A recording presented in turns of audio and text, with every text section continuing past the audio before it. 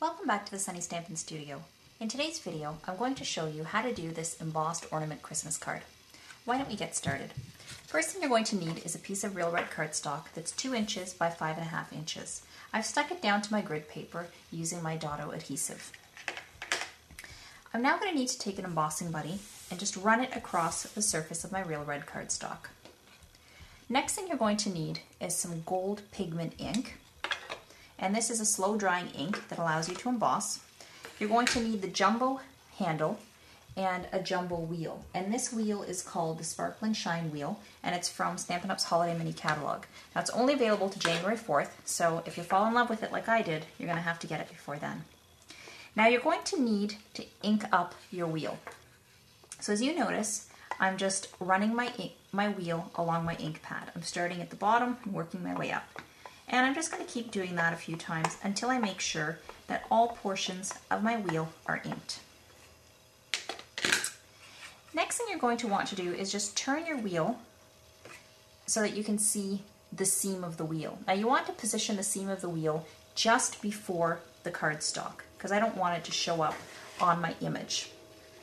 I'm now going to position my wheel so that it is just before my cardstock, and then as you can see, I have, well actually you probably can't see it because it's out of sight of the camera, but you'll see as I wheel forwards, I have one finger in the center for stability, and I'm just moving forward slowly like so, until your image is wheeled onto your cardstock. Next thing I'm going to do is very carefully remove this from my paper, being careful I don't smear the ink, and I want to grab my gold embossing powder. Now the reason you actually see glitter in this is because I accidentally poured my embossing powder into a container that had previously held glitter without cleaning it properly. So normally your gold glitter or your gold embossing powder is not going to sparkle like that. So holding my piece of cardstock over my dish with embossing powder, I'm just going to use this little scoop to make sure that I cover every single area. Once you've done that, you just want to very carefully flip your cardstock over and then just very gently flick the back of it to get off any excess embossing powder. And then when you're done, it's going to look like that. Any areas that still remain shiny, like I just found one here, basically means that you don't have any embossing powder on it. So then that allows you to go back and then properly cover that. So I'm now going to just clean off my work surface there from the excess embossing powder, and I need to heat emboss this, and to do that I'm going to use my Stampin' Up! Heat tool. Now when you're working with an area like this that's fully covered, it helps to have something that you can hold your paper down with so you don't burn your fingers. Now I'm going to zoom in so that you can see what it looks like as it melts. You want to hold your heat tool a few inches above the surface, and as soon as you see the powder start melting, you're going to start moving the heat tool.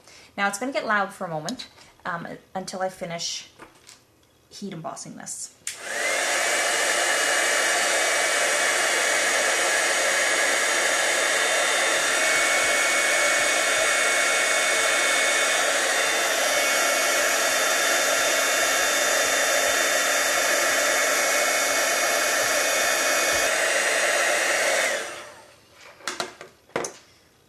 Your ornaments are now embossed. So next thing you're going to need is a piece of brushed gold cardstock. Now this piece was a 1 3/4 by 5.5 inch piece. I scalloped the edge of this using Stampin' Up's Scallop Edge Punch, and I pierced a hole through each of the scallops using my 1/16 of an inch handheld circle punch. And then that gives me a really nice pierced scalloped border. You're then going to need snail adhesive, and I'm just going to run it all along my scalloped border. So there you can see I've now stuck my real red to the gold border. So I'm going to flip it over, and I'm going to take some snail adhesive and I'm going to run it along the top and bottom edge of the cardstock because I want to now stick on some 5/8 of an inch grosgrain ribbon. As you can see, I've cut my ribbon so that it's just a little bit longer than the cardstock. So you're probably looking at about 6.5 to 7 inches long. And I'm going to align it with the edge of the real red cardstock and then very carefully fold the edges over so that they stick to the snail adhesive on the back of this cardstock piece. Now, next thing you're going to need to do is to emboss the surface of the white. Now, I don't know if you can see in the card here close up how I have that diamond pattern. In order to do that, you're going to need a big shot. Now, to set up the sandwich on your big shot, you're going to need your multi-purpose platform. I'm just going to lay that down here. You're going to need your embossing plate, and this is pattern 2, and this is one of Stampin' Up's exclusive patterns. You're then going to take your piece of Whisper White cardstock that's 4 inches by 5 1/4 inches, and you want to line it up with the top line on this embossing plate. I'm then going to take my soft rubbery mat and lay it on top, and then I'm going to take my harder rubbery mat and lay that on top. So I've now created my sandwich that I can run through the big shot. So you're just going to hold it exactly like this and run it through your big shot. Now, once you've done that, your cardstock is going to look like this. So you can see the beautiful diamond pattern. So I'm going to take my snail, put a little in each corner and some in the middle. And then what I want to do is to center and stick it to my real red card front. Now, this was a 4 1/4 by 11 inch piece of cardstock, which I folded in half to create a 4 1/4 by 5 1/2 inch card. Now that that's centered and stuck to the card, you can go ahead and stick down your embossed border.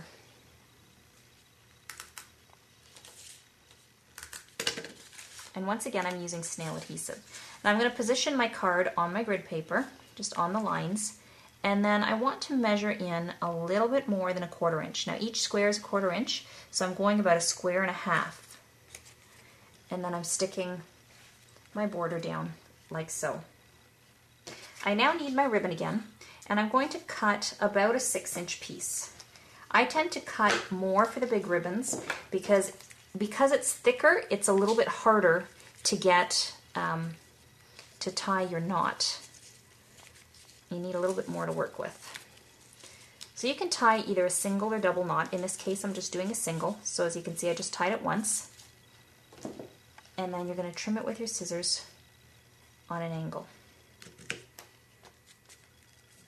Of course, the nice thing when you create a faux knot like this is you can position your knot wherever you want. You can just slide it up and down your ribbon.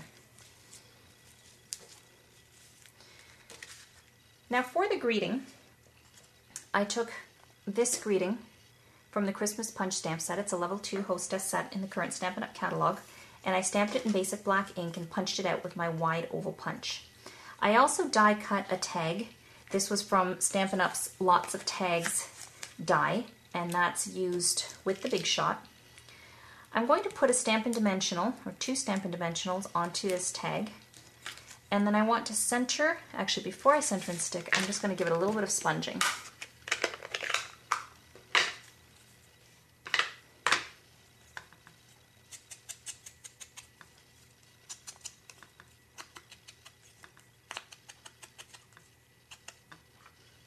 Once it's sponged, you can then stick it onto there, and then you take 2 dimensionals